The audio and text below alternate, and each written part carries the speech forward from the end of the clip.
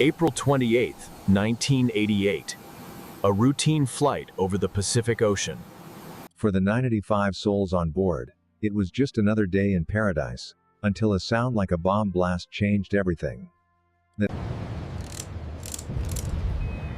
At 24,000 feet, the unthinkable happened. Aloha Airlines Flight 243 was a short, 35-minute hop from Hilo to Honolulu. The white Boeing 737 was a seasoned veteran of these short-haul flights, a cornerstone of inter-island travel.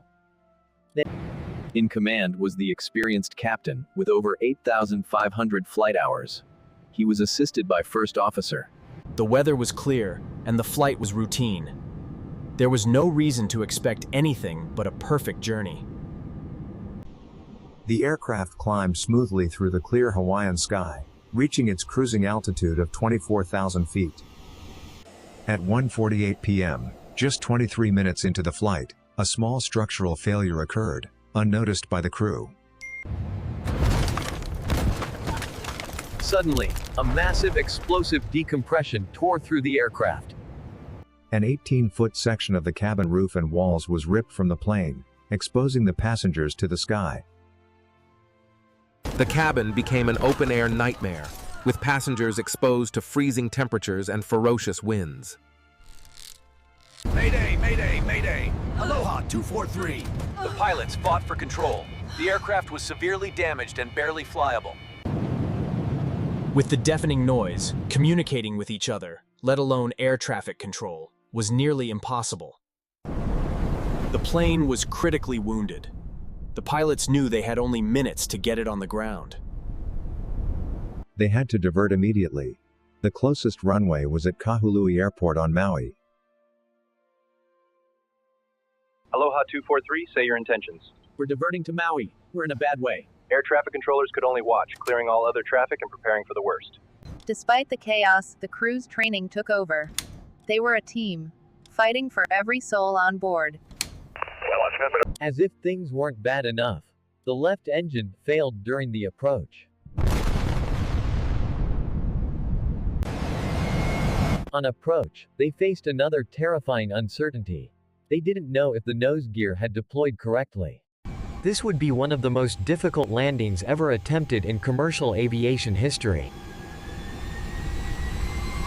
With no choice, Captain Schornstheimer brought the plane in faster than normal, using gravity to help lock the gear in place. Miraculously, the landing gear held. The plane was on the ground. Investigators focused on the fuselage. The nature of the break pointed to a structural failure of catastrophic proportions. The CVR captured the moment of the explosion and the crew's incredible calm under pressure. The flight data recorder confirmed the timeline of the event, showing the instant loss of cabin pressure. Under microscopic examination, the NTSB found what they were looking for: tiny cracks emanating from rivet holes. The problem was traced to the way the fuselage sections were joined together, a method known as cold bonding. Operating in a salt-rich, humid environment, moisture had penetrated these joints, causing corrosion and weakening the bond. The final report concluded the cause was metal fatigue, exacerbated by corrosion. The aircraft had endured nearly 90,000 flight cycles, more than double what it was designed for, creating widespread, multi-site fatigue damage. The failure of one tiny section led to a cascading overload, and the structure simply unzipped. The investigation also praised the heroic actions of the flight crew, whose skill and coordination saved the aircraft. The image of the topless airliner became an unforgettable symbol of both catastrophic failure and miraculous survival.